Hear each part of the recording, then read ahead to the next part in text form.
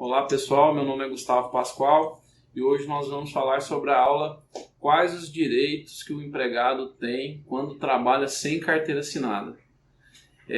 Bom pessoal, primeiro vamos entender por que o empregador faz isso. Quando ele vai contratar alguém e ele analisa os custos que ele vai ter com esse empregado, ele chega à conclusão que ele vai gastar demais, porque vai ter encargos de FGTS, INSS, contador, 13º, férias e tal, e ele aproveita da situação do país, né, a crise do desemprego, e ele acaba fazendo algumas ofertas de trabalho sem carteira assinada. E quando o empregado se submete a essa situação, ele tem um trabalho informal, um trabalho que, se ele preencher todos os requisitos que o empregado tem, essa situação deveria ser formalizada, mas não é. E quais são esses requisitos, pessoal? Esses requisitos eles estão previstos no artigo 3º da CLT. E quem é professor na área de Direito do Trabalho costuma citar o exemplo do chopp com S para que as pessoas decorem esses requisitos. Vamos lá, o S é de subordinação. E o que você tem que provar perante a justiça para demonstrar que é subordinado? Vamos lá, pessoal. O empregado subordinado, ele não vai embora quando ele bem entender e também não vai para o serviço a hora que ele achar que deve ir, a hora que ele acha que deve ir. Então, assim, esse empregado, além dessa situação, ele se submete a ordens do empregador. O empregador que determina o que ele tem que fazer, como que ele tem que atender, quais as vestimentas que ele tem que usar, situações de formas de pagamento, enfim, o empregador que vai determinar tudo isso. E o empregado, em regra, ele não pode desrespeitar essas ordens, tá? Até porque isso pode atrapalhar o negócio do empregador. E é por isso que ele é subordinado. E as provas que ele pode juntar no eventual processo trabalhista são e-mails que demonstram essa subordinação, mensagens, comunicados, enfim, são provas documentais para reforçar esse tipo de afirmação na Justiça do Trabalho, além de testemunha que também pode confirmar essa situação. Próximo requisito, habitualidade. A habitualidade, pessoal, ela ocorre quando o empregado trabalha mais de 2 vezes por semana, ou seja, a partir de 3. E quando isso acontece, já é considerado algo habitual para que o juízo do trabalho reconheça essa situação como uma relação de emprego.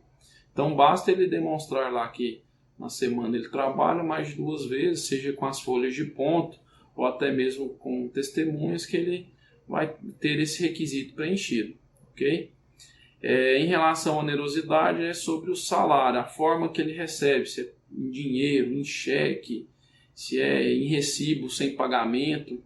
O que o empregado tem que demonstrar é que o empregador ele paga um valor X para que exista aquele trabalho, tá? E geralmente ele prova essa questão com extrato bancário, recibos ou até mesmo com cheques, tá? E quando ele não tem nada, a única saída dele é levar uma testemunha que também passou por aquela situação para estar demonstrando perante um juiz do trabalho que ele também vivenciou aquela situação na empresa, tá bom?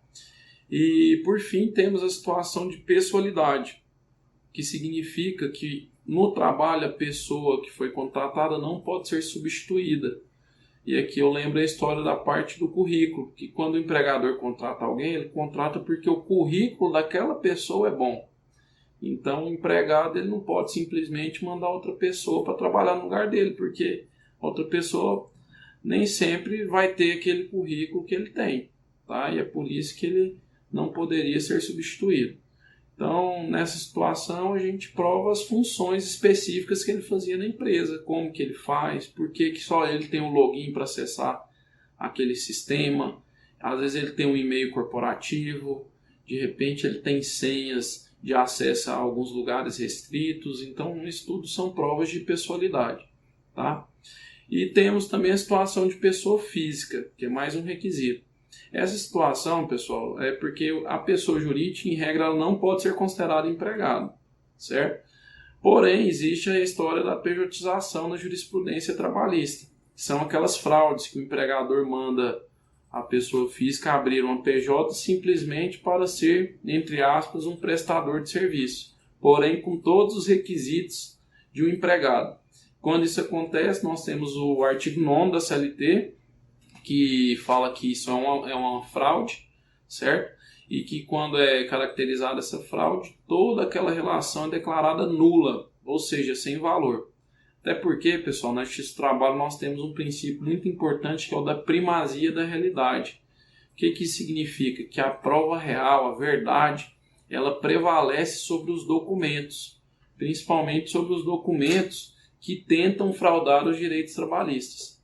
E o empregado, quando ele comprova que a verdade é outra do documento, o juiz descaracteriza tudo e acolhe aquela verdade para gerar uma consequência nessa relação informal, que é simplesmente reconhecer esse vínculo trabalhista, ou seja, nestes casos a empresa terá que assinar a carteira desta pessoa que trabalha sem carteira assinada, durante todo o período que ele de fato trabalhou, e a empresa ainda vai ser condenada a pagar todas as verbas contratuais, que são aquelas que ele tem direito desde a admissão, ou seja, se ele fez hora extra, vai ter que receber hora extra. Se ele tem direito a uma equiparação salarial, por exemplo, o juiz vai reconhecer isso se ele conseguir provar.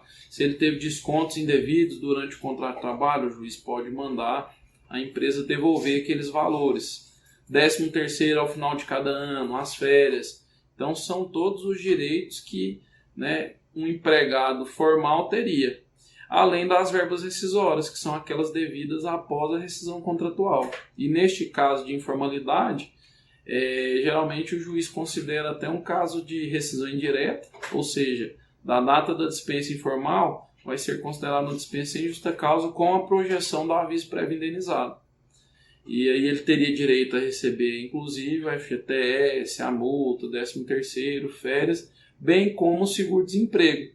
Porque como a empresa vai ter que anotar a carteira de trabalho, ela também vai ter que liberar essas guias de seguro-desemprego para que o empregado possa fazer essa habilitação posteriormente.